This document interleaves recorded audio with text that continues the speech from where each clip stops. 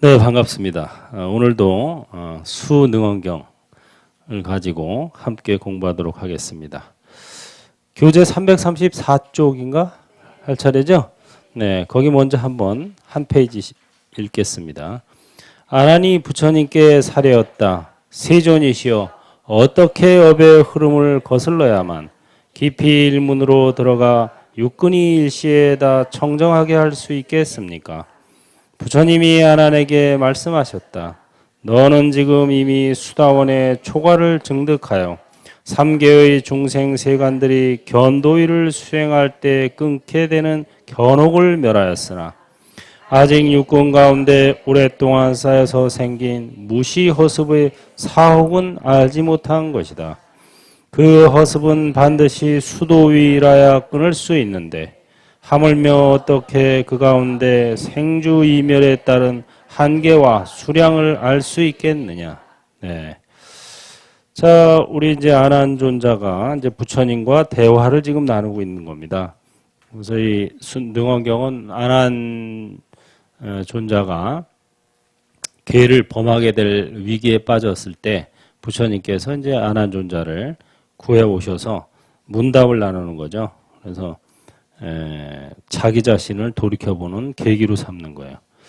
어떻게 하면은 이 업의 흐름을 거슬러서 일문으로 들어가 육근이 다 청정하게 할 수 있습니까? 이런 이제 일문, 한문으로 들어가. 지난번에 제가 말씀드린 것처럼 뚜자 뽀틸라, 머리가 텅 빈 뽀틸라가 이 방법을 배웠다 그랬죠?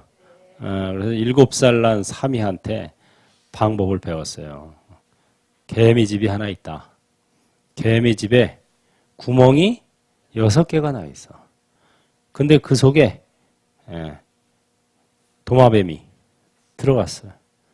그럼 그거를 잡으려면은, 도마뱀을 잡으려면 어떻게 해야 되느냐 했을 때 5개의 문은 막아놓고 한 문만 열어놓고 거기만 뚫어지게 보고 있으면 언젠가 도마뱀이 그 문으로 나올 거 아니냐.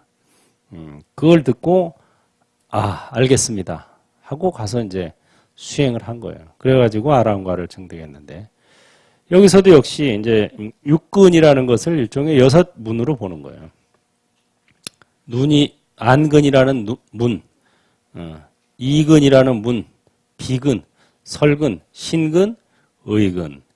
이 6개의 문이 있을 때 이쪽에도 초점 맞췄다 저쪽에도 초점 맞췄다 이러다 보면 산만해서 공부가 안 된단 말이에요. 그러니까 6개의 문 중에 한 문. 그게 이제 나중에 가면은 이근의 한 문, 이근 원통. 그래서 듣는 데만, 듣는 성품을 돌이켜 듣는 데만 초점을 맞추어라. 이제 이렇게 나옵니다. 그 얘기를 하기 위해서 지금 이제 차근히 설명하고 나가는 거예요. 아난존자는 수다원과밖에 못 얻었어요. 이때만 해도. 그래서 견도위, 견혹을 멸하였지만 수도위, 사혹 또는 수혹은 멸하지 못했다. 이 수행에도 그 계위가 있다 그랬죠. 계위가 있어서 이제 견혹이 있고 여기 보면 수혹 또는 사혹. 같은 말이에요. 수혹과 사혹은. 사혹이 있어요. 견혹이라는 것은 보면은 사라지는 미혹이다 이거예요. 네, 네. 수혹은 닦아야 사라지는 미혹이다 이거예요. 그러니까 우리가 직접 수행을 안 해도 그냥 듣고 보기만 해도 사라지는 미혹. 그것을 견혹이라 그래요.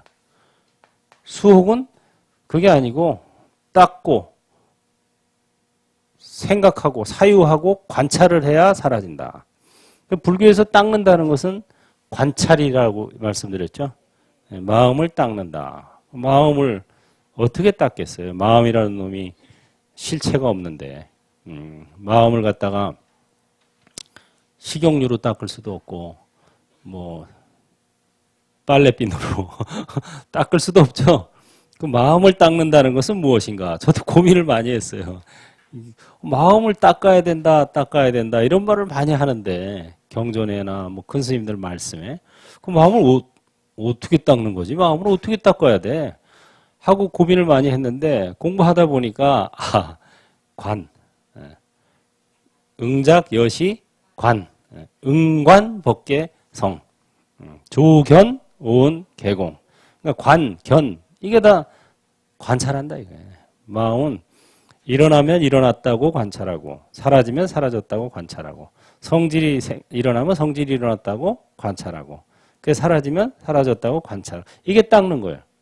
어쨌든 닦아야 없어지는 미혹을 수혹이라 그러고, 보기만 해도 없어지는 미혹을 견혹이라 그래요. 그래서 이것을 견도, 견도위, 이것은 수도위에서 사라진다.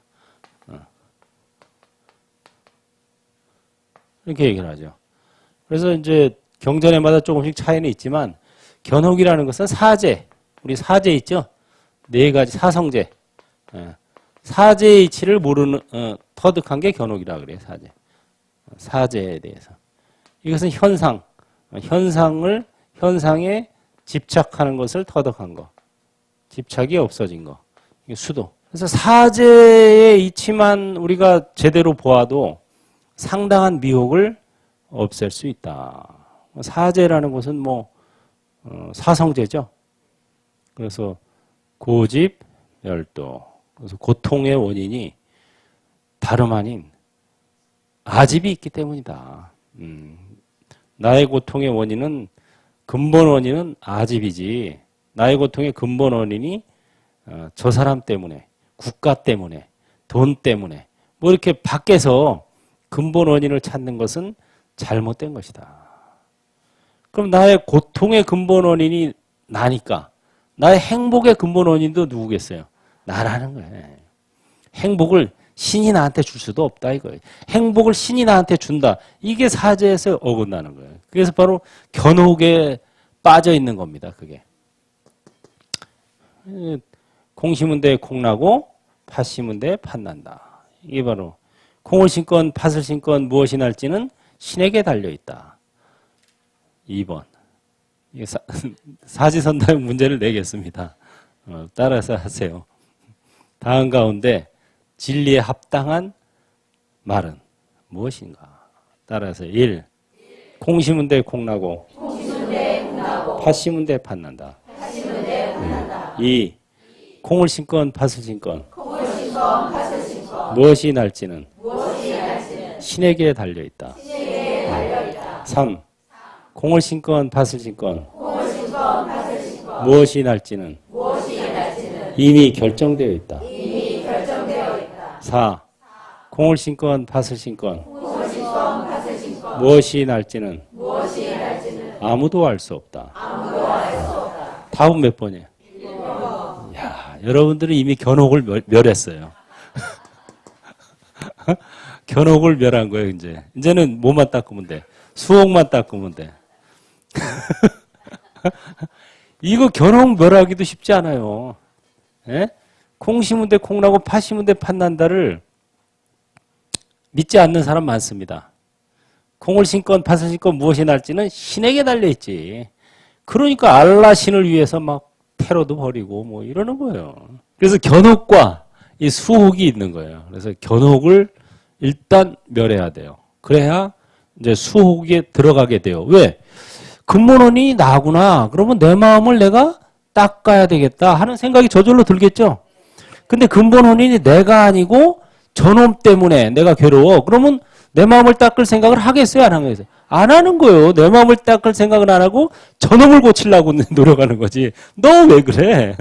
니네 왜 맨날 그런 짓 해? 너네 맨날 왜 테러를 벌려? 하고 그쪽만 탓하는 거예요. 너 고쳐. 너 없애야. 너 가만히 안 둬. 내가 너 응징할 거야. 하고 그쪽만 붙들고 탓을 하면은 이게 해결이 되겠어요? 안 되는 거예요. 그래서 견혹이 소멸하면은 자연히 수혹을 닦게 돼 있어요. 근데 견혹이 소멸 안 하면 수혹을 닦겠어요? 안 닦겠어요? 안 닦아요. 왜? 내 작품이 아니고 너 탓. 너 때문에. 너 나쁜 놈.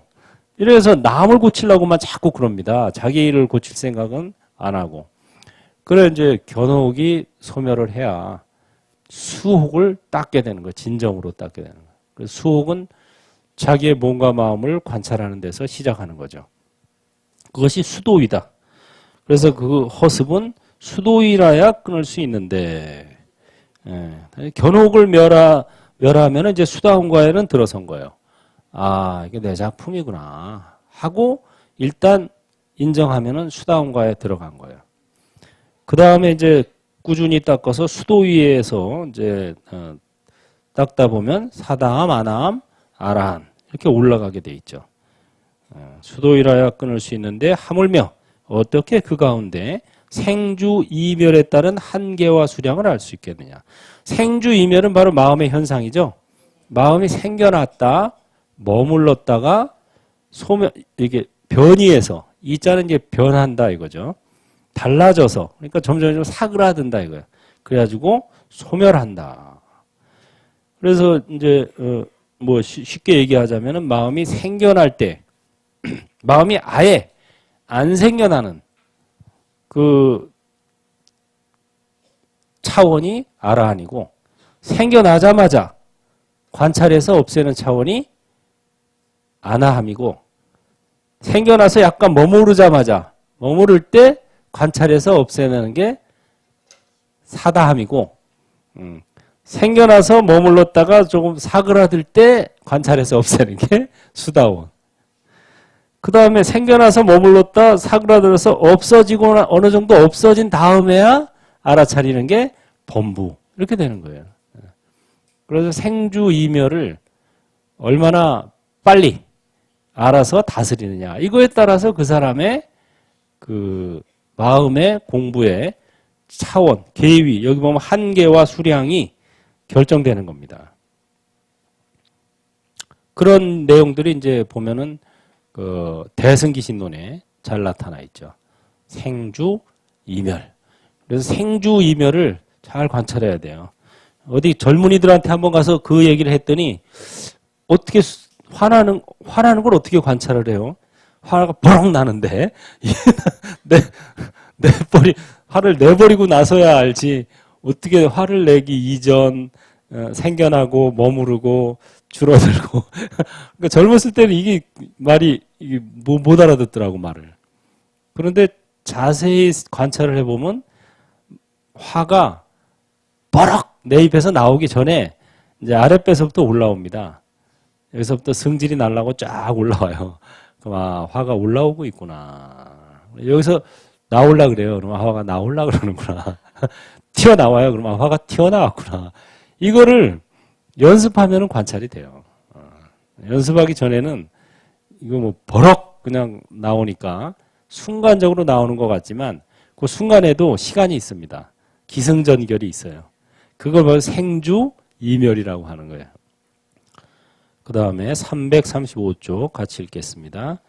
지금 너는 우선 눈앞에 육근이 하나인가 여섯으로 나누어져 있는가를 살펴보아라. 하나나 만약 하나라면 왜 보지 못하고 눈으로는 왜 듣지 못하며 머리로는 왜 다니지 못하고 발은 왜 말을 하지 못하느냐. 만약 육근이 결정코 여섯이라면 내가 지금 이 모임에서 너희들과 함께 미묘한 법문을 선양할 때 너의 육근 가운데 어느 것이를 받아들이느냐. 아난이 대답하였다. 저는 귀로써 듣습니다. 부처님이 말씀하셨다. 여섯으로 나누어져 있다고 할 때 너의 귀가 스스로 듣는데 몸과 입은 무슨 관계가 있어서 입으로 질문할 때 몸이 일어나서 공경이 받들겠느냐. 네. 여기서는 이제 육근이 그러니까 눈, 귀, 코, 혀, 몸, 뜻. 이 육근이 하나인가 여섯인가 그러면 이 질문을 이제 하시는 거죠. 하나냐 여섯이냐. 이게 어떻게 보면 하나인 것 같고 어떻게 보면 여섯이 또 따로따로 나타나는 것 같단 말이에요. 그래서 하나인가 여섯인가. 만약에 여섯이라면 너는 지금 나의 열의 법문을 육근 가운데 어느 것으로 듣느냐. 또 그 앞서 하나라면 왜 귀로는 왜 보지 못하고 눈으로는 듣지 못하고 머리로는 왜 머리로 다녀. 물구나무 서서는 다니지 못하고 발은 왜 말을 하지 못하느냐. 이런 아주 기발한 귀로 보고 눈으로 듣고 그 다음에 육근이 하나라면 육근 가운데 어느 것이 소리를 듣느냐 할 때 안 하니 귀로써 듣습니다 하고 대답했어요. 그러면은 귀로써 듣는데 왜 몸과 입은 무슨 관계가 있어서 입으로 질문할 때 몸이 저절로 일어나서 공경이 받들겠느냐. 이게 서로 통해 있다 이거죠. 그러니까 하나인 듯 여섯이고 여섯인 듯 하나로 통해 있다. 지금 이 말씀을 하시는 거예요. 그 다음 페이지. 그러므로 응당 하나가 아니라 여섯이며 여섯이 아니라 하나이니 마침내 너의 육근은 원래 하나도 아니고 여섯도 아니다 하는 것을 알아야 한다. 아나라 이 육근이 하나도 아니고 여섯도 아니지만 시작이 없는 옛날부터 전도되어 빠지고 잠겨있기 때문에 본래 원만하고 고요한 가운데 하나이니 여섯이니 하는 의론이 생겼다는 것을 알아야 한다. 내가 수다원으로서 비록 6가지 매듭은 소멸하였으나 아직 하나를 없애지 못한 것이다. 예. 이 육군은 결국 하나도 아니고 여섯도 아니다. 본래 하나인데 6가지 현상으로 또 나타나는 거니까. 그래서 하나가 아니라 여섯이며 여섯이 아니라 하나이다. 그래서 이 6가지 매듭은 소멸하였지만 하나를 없애지 못했다. 어떤 경전에는 이렇게 나와요. 마치 이제 창문이 6개 있는 집에 원숭이가 한 마리 살고 있는 거예요. 그 속에. 그래서 동쪽 창문에서 성성아 하고 부르면 동쪽 창문으로 나타났다가 서쪽 창문에서 또 성성아 부르면 또 서쪽 창문에 나타났다가 동서남북 뭐 상하 해서 6개 창이 있는 그런 비유를 합니다. 그럴 때 그 원숭이는 다 같은 원숭이죠. 그러나 이제 어떤 창문으로 나타나느냐에 따라 이제 좀 다른 거죠. 또 현상은 그런 식으로 또 설명하기도 해요. 그 다음에 마치 태어공을 여러 가지 다른 모양의 그릇에 담아 놓으면 그릇의 모양이 다름으로 말미암아 허공이 다르다고 하다가 이제 그릇을 치우고 빈 공간을 보게 되면 허공이 하나였구나 하고 말하는 것과 같다. 그러나 저 태허공이 어떻게 너 때문에 같기도 하고 같지 않기도 하겠으며 어찌 다시 하나가 아니다고 하겠느냐. 너의 깨닫고 알아 6가지로 수용하는 근도 이와 같다. 명암 등의 2가지가 서로 나타남으로 인하여 묘하고 원만한 가운데 고요한 것에 붙어서 견을 드러내는 것이다. 견의 정미로움이 색을 비추고 색이라는 생각이 맺혀서 근을 이루었으니 근의 근원을 지목하여 청정사대라 하고 이로 인하여 눈알이라 한다. 그래서 저 허공에 6가지 다른 모양의 그릇을 담아 놓으면 허공이 다르다. 그렇죠. 뭐 컵이다, 뭐 여러 가지 동그란 그릇, 네모난 그릇, 뭐 삼각형 그릇 이렇게 있으면 그릇의 안에 있는 허공은 다르겠죠. 그릇 안의 모양은. 그러나 그릇을 싹 치우면 역시 한 허공일 뿐이지 그게 뭐 네모난 허공, 동그란 허공이 아니다 이거죠. 본래 허공이 하나였구나. 예. 그러니까 이와 마찬가지로 우리의 6가지 육근도 이와 마찬가지다. 육근이 다른 것 같지만 하나이고 다만 표현되는 형태만 다를 뿐이다. 이렇게 하고 이제 육근에 대해서 지금부터 이제 하나씩 설명을 합니다. 처음에는 안근에 대해서 설명하는 거죠. 안근이라는 것은 명암, 그러니까 밝고 어둡고 이런 2가지가 서로 나타남으로 인하여 견을 드러낸다. 봄을 나타낸다 이거죠. 그래서 견의 정미로움이 색을 비추고 색이라는 생각이 맺혀서 근을 이루었으니 근의 근원을 지목하여 청정사대라 하고 이로 인하여 안채, 눈알이라고 한다. 눈알이 어떻게 생겨났느냐를 얘기하는 거예요. 이 불교에서는 보면 이 마음이 먼저고 현상이 나중이 돼. 원래 본 마음에서 마음이 일어났고 마음이 이제 계속 쌓여서 물질이 나타났다 그래요. 눈알이. 그러니까 견이 먼저 생기고 견이 자꾸 쌓이고 쌓여서 안이 생긴 거예요. 본래는 이제 성품 자리 본성, 이거 본성이죠. 본래 성품. 본성에서 홀연히 홀기일념, 홀연히 마음이 일어났어요. 한 생각. 이게 이제 분별심이죠, 이거는. 파도같이. 분별심이 일어났지. 그래서 이 마음이 자꾸 뭉쳐가지고 연습을 하다 보니까 몸이 생긴 거예요. 물질. 그래서 이제 요것을 에너지로 비유하면은 이제 순수 에너지고 성품은 요것은 이제 마음은 한 생각 일으켰으니까 순수 에너지 이거는 파동 일으켰단 말이에요. 요것은 뭉친 에너지다. 에너지가 뭉쳤어 몸이. 이게 에너지 덩어리다 이거예요. 이 세상은 다 에너지 덩어리. 그래서 이 몸도 뭉친 에너지예요. 그래서 뭉친 에너지를 분해시키면 거기서 에너지가 나오겠죠. 그렇게 해서 만든 폭탄이 원자폭탄, 수소폭탄 이런 거. 파동 에너지. 마음은 이렇게 파동을 일으켰어요. 그런 식으로도 또 이제 설명을 합니다. 그래서 성품은 순수 에너지, 가능성, 모든 가능성을 담고 있죠. 성품이라고 할 때 성자가 가능성 할 때 성자랑 같죠. 그래서 우리는 모든 가능성을 안고 있습니다. 이 성품이라는 것은 여러분들이 성품에서 나왔다는 것은 여러분도 역시 순수 에너지를 가지고 있고 순수 에너지는 뭐든 할 수 있는 가능성이 일종의 가능한 성품. 이거 불성이라고 그러죠. 가능성. 그래서 부처도 될 수 있는데 무언들 될 수 없으랴. 이거는 성품 우리가 성품자리에서 나왔다고 믿는다면은 가능성을 믿는 거죠. 부처가 될 가능성이 있다. 불성. 그 신과 인간의 스승인 부처도 될 수 있는데 무언들 될 수 없으랴. 그래서 이 성품이라는 것은 가능성. 누구나 다 가능성을 갖고 있다 이거죠. 여러분들도 그래서 현상만 보고 절망하거나 낙담하지 말고 여러분들이 가지고 있는 가능성은 무궁무진하다. 부처도 될 수 있는데 무언들 못하겠어요. 그런 가능성에다가 초점을 맞춰야 돼요. 그리고 모든 것은 변한다. 여기다 초점을 맞춰야 돼요. 모든 것은 변하기 때문에 이 상황도 아무리 어려운 상황도 변합니다.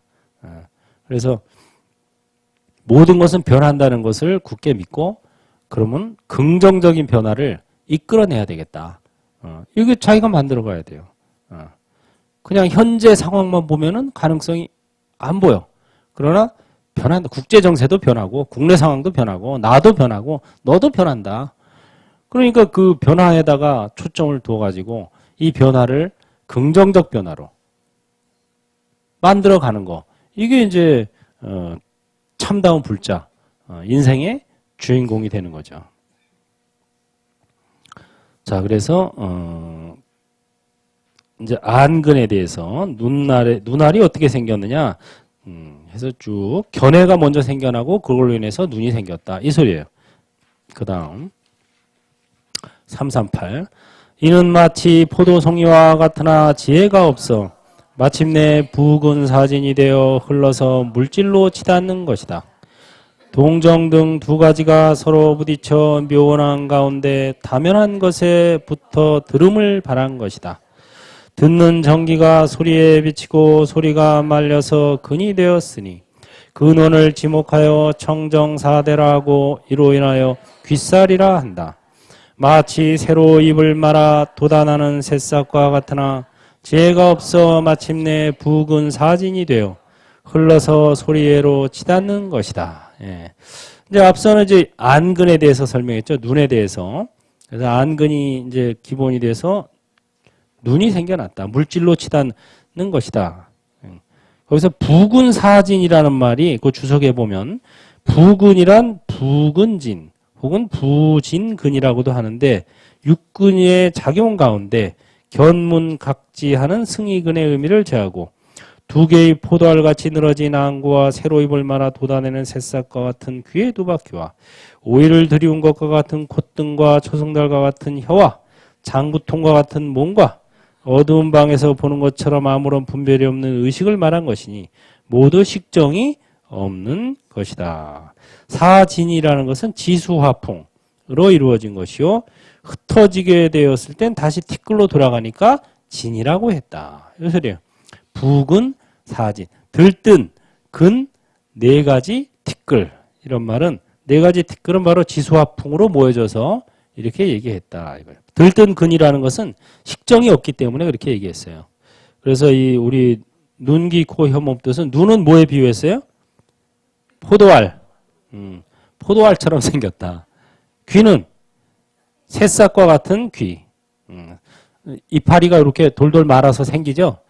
그게 점점 펴집니다. 그래서 귀가 잎사귀 같이 생겼다 이 소리예요. 코는 오이를 들이운 것 같은 콧등. 콧등이 이렇게 딱 일어서서. 그 다음에 혀는 조승달과 같이 생겼다. 몸은 장구통 같이 생겼다. 이게 이제 뒤에 쭉 나와요, 다 이게. 그래서 이제 이런 게 비유해서 이런 것을 북은 사진이다. 우리에게 눈, 귀, 코, 혀, 몸 뜻을 비유해서 설명한 것입니다. 그래서 이제 눈은 포도알처럼 이렇게 생겨났고, 그 다음에 귀는 처음에는 동정 등 부딪혀서 이게 들음을 발했다. 그래서 이 듣는 전기가 소리에 비추고 소리가 말려서 근이 되었다. 이로 인해서 귓살 해서 이것이 결국은 잎사귀처럼 새싹과 같이 생긴 붉은 사진으로서 소리를 듣게 됐다. 소리를 듣는 귀가 되었다 이 소리입니다. 그 다음에는 비, 코죠. 통하고 막히는 등 두 가지가 서로 바라여 묘한 가운데 다면한 것에 부서 맡음을 바란 것이다. 맞는 전기가 향기에 비치고 그 향기를 받아들여 근이 되었으니 근원을 지목하여 청정사대라 하고 이로 인하여 코라 한다. 마치 쌍으로 들이운 손톱과 같으나 지혜가 없어 마침내 붉은 사진이 되어 흘러서 냄새로 치닫는 것이다. 이것은 이제 통색, 통하고 막히는 이런 것들이 냄새 맡음, 취, 냄새 맡음을 발했다. 그래서 이 맞는 전기가 결국은 뭉쳐서 코가 되었다. 이거. 여기서는 이제 쌍으로 들이운 손톱에 비유를 했네요. 손톱처럼. 그 다음에 원설, 혀를 이제 설명합니다. 그대로 있거나 변화하는 등 두 가지가 서로 섞여서 묘한 가운데 다면한 것에부터 맛봄을 발생한 것이다. 맛보는 전기가 맛에 비치고 맛을 짜내어 근이 되었으니 근원을 지목하여 청정사대라 하고 이로 인하여 혀라 한다. 마치 초승달과 같으나 지혜가 없어 마침내 붉은 사진이 되어 맛으로 치닫는 것이다. 예. 혀도 역시 이제 그대로 있거나 변화하는 이런 두 가지가 섞여서 맛봄이 발생하고 맛봄으로 인하여 혀가 생겨났다. 예. 그래서 이 혀는 초승달과 같다. 여기 혀가 이렇게 둥그렇게 생겼으니까. 그러나 이것은 이제 맛으로 치닫는다. 처음에는 맛봄으로 인해서 혀가 생겼는데 혀가 생긴 다음에는 맛에 끄달리게 된다 이거예요. 우리가 마음이 먼저 원인이 돼서 몸이 생겼는데 몸이 생긴 다음에는 이 몸으로 보는 눈앞의 세계에 끄달리게 된다 이거예요. 마치 몸이 먼저 있었던 것처럼 생각한다 이거예요. 마음이 먼저 몸이 나중인데 몸이 생긴 다음에는 몸이 먼저고 마음이 나중인 줄 안다 이거예요. 그래서 그게 왜 그러냐? 지혜가 없어서 그렇다. 그 다음에 페이지. 합하고 여의는 등 두 가지가 서로 마찰하여 가운데 다면한 것에 붙어서 느끼는 성품을 드러낸 것이다. 느끼는 전기가 촉에 비추이고 촉을 뭉쳐서 근이 되었으니 근원을 지목하여 청정사대라고 이로 인하여 몸이라 한다. 마치 허리가 가는 장구통과 같으나 지혜가 없어 마침내 부군 사진이 되어 흘러서 느낌으로 치닫는 것이다.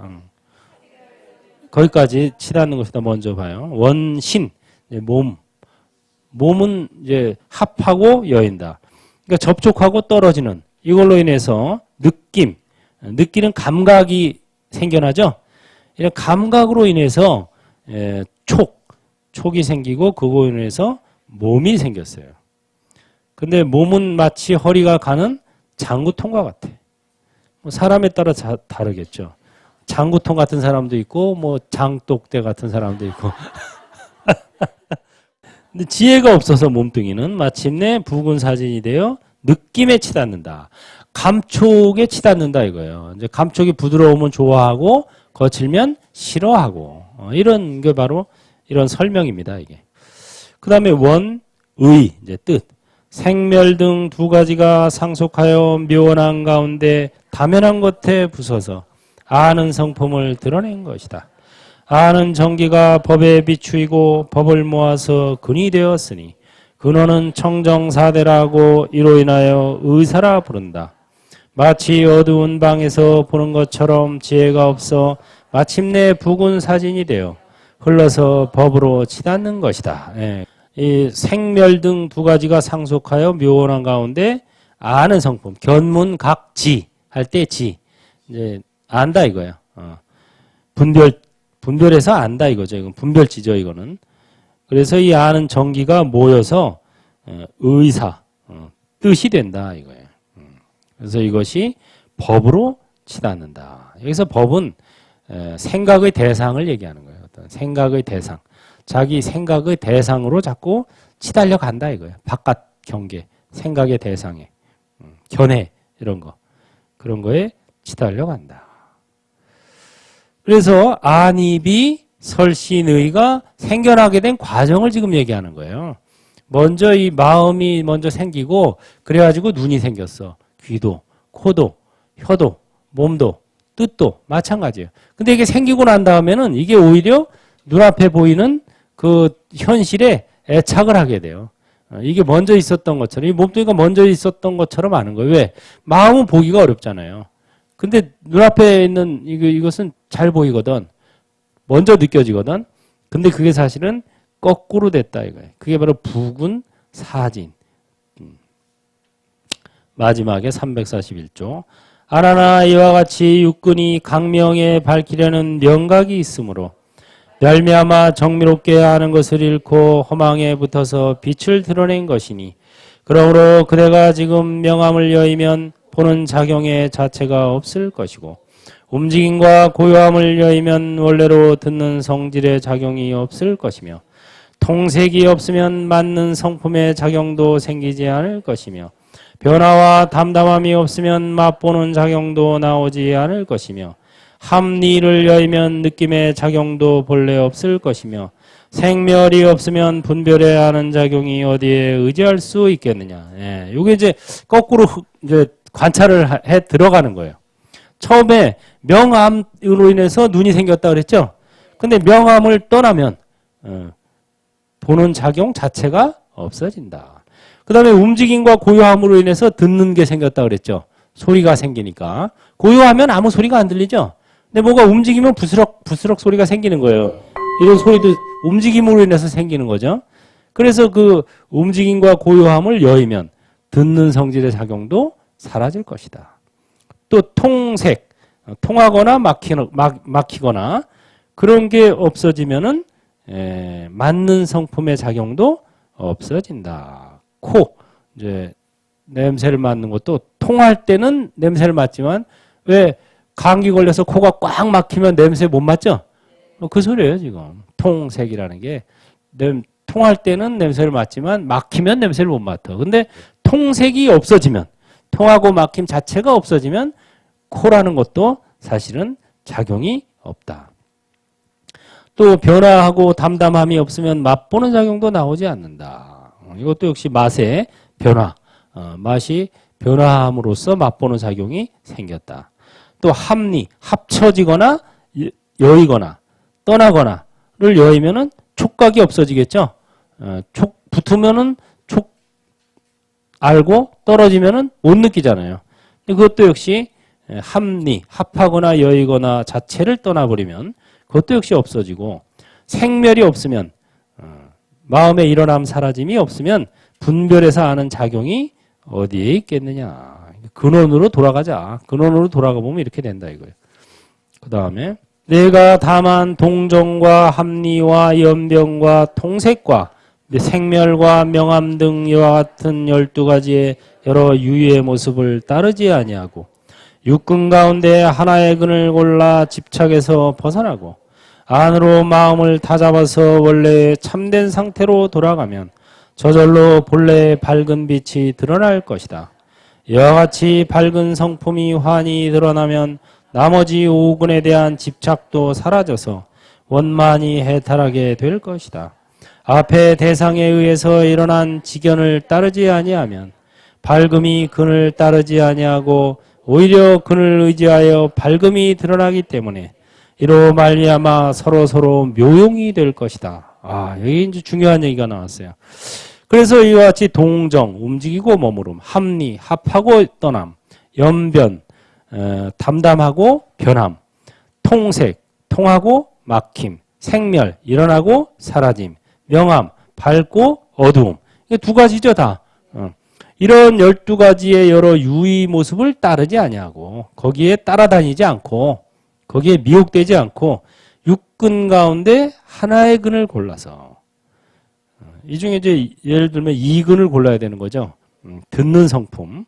그거를 골라서 집착해서 벗어나고 듣는 성품을 돌이켜 듣고 안으로 마음을 다잡아서 원래의 참된 상태로 돌아가면 저절로 본래 밝은 빛이 드러난다. 우리 본래 빛에서 왔다 이거예요. 밝음, 성품짜리, 본성짜리 이게 드러난다는 거죠. 소리를 듣고 그 듣는 성품을 돌이켜 듣게 되면은 성품을 보게 된다. 이와 같이 밝은 성품이 환하게 드러나면 나머지 오근에 대한 집착도 사라져서 원만히 해탈하게 된다. 그러니까 이제 육근을 다 닦으려고 하지 말고 하나만 닦으면 된다 이거예요. 그 중에 안근, 이근, 비근 뭐 이렇게 있는데 그 중에 이근만 닦아도 된다.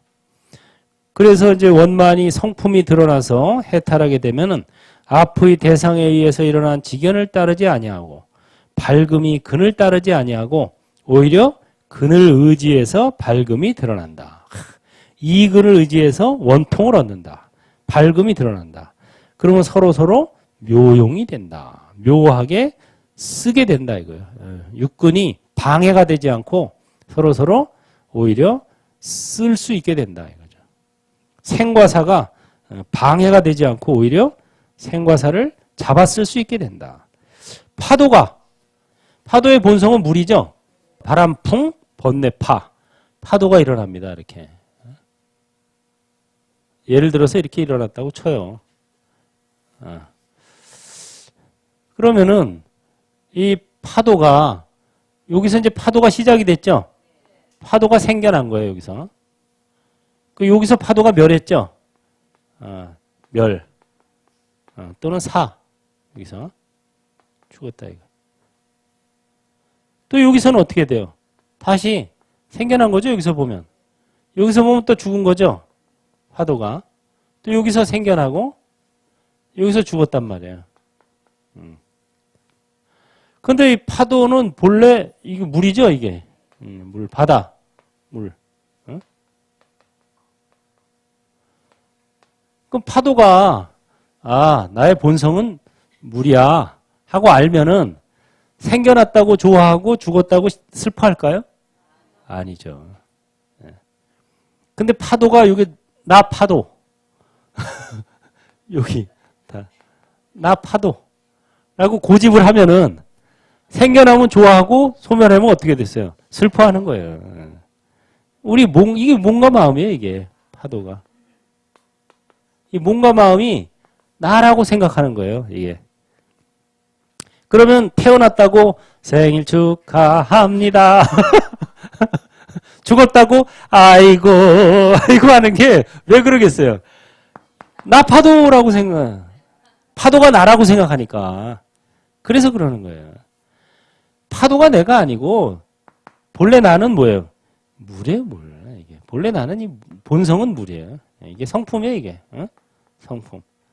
본래 나의 성품은 물인데 파도가 본래 나는 물이라는 거를 터득하게 되면은 일어났다고 좋아하고 소멸했다고 슬퍼하지도 않아요. 그냥 일어났다 사라짐을 즐겨요. 생사의 파도를 즐길 수가 있어요. 태어났다고 아주 사는 것도 아니고 죽었다고 아주 죽는 것도 아니다. 난 본래 내가 물이야. 본래 내가 바다야. 그러면 생겨났구나. 죽었구나. 생겨났구나. 파도가 생겨나갔다 없어지는 거지 물이 생겨났다 없어지는 건 아니죠. 물은 항상 있는 불생불멸이에요. 이거는. 바다는 그냥 계속 있는 거예요. 이 자리에서. 불생불멸이지 생멸하는 게 아니거든. 파도만 생멸하는 거예요. 파도는 요것만 생멸하는 거예요. 생멸. 우리의 몸과 마음만 생멸하는 거지 우리의 본성, 성품은 생멸하는 게 아니에요. 항상 있는 거예요. 여기 물이. 다만 요것만 이제 일어났다 사라졌다. 그래서 이 몸과 마음이 나라고 생각하니까 이게 나 파도라고 생각하니까 나 파도가 생겨났다 없어지는 거지. 이게 너 파도라고 생각하느니만 그 나 파도 너 파도 나누어서 이제 막 내가 더 크니 네가 더 작니 막 싸우려고 그러는 거예요. 알고 보면 다 나니 너니 하는 것들이 다 여기 같은 물이에요. 그냥 한 물일 뿐이에요. 서로 연결되어 있는 그것도 뭐 떨어져 있는 게 아니고 연결되어 있는 물이다 이거예요.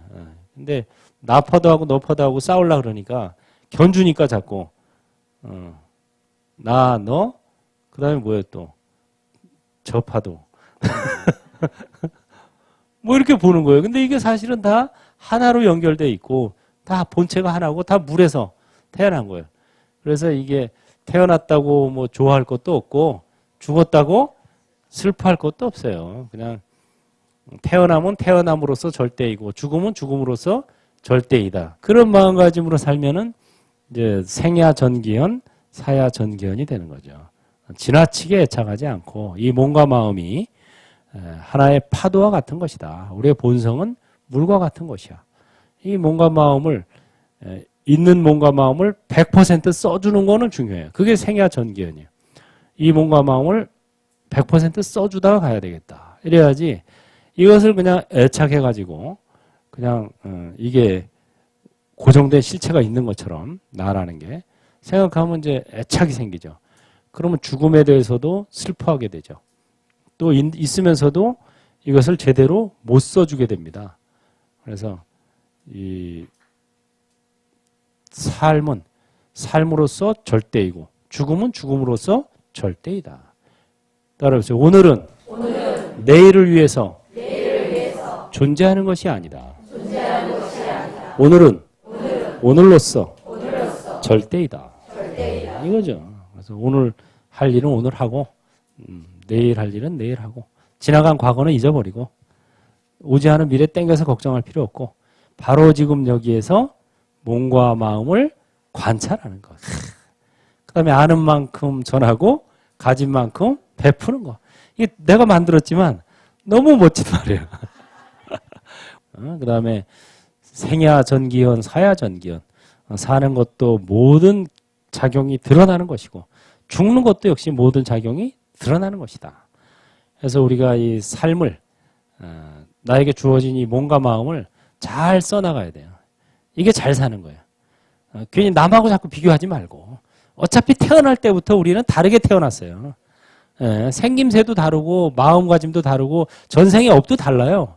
근데 자꾸 남한테 비교하다 보면은 자기가 가지고 있는 몸과 마음을 제대로 못 써먹게 돼요. 하나밖에 없는 이 소중한 이 몸과 마음을 잘 발현해서 쓰고 가면 그뿐이에요. 이것을 잘 쓰려면 어떻게 해야 되느냐? 몸과 마음을 관찰해야 되고 그 다음에 또 아는 만큼 전하고 가진 만큼 베푸는 거. 이게 잘 쓰는 거예요.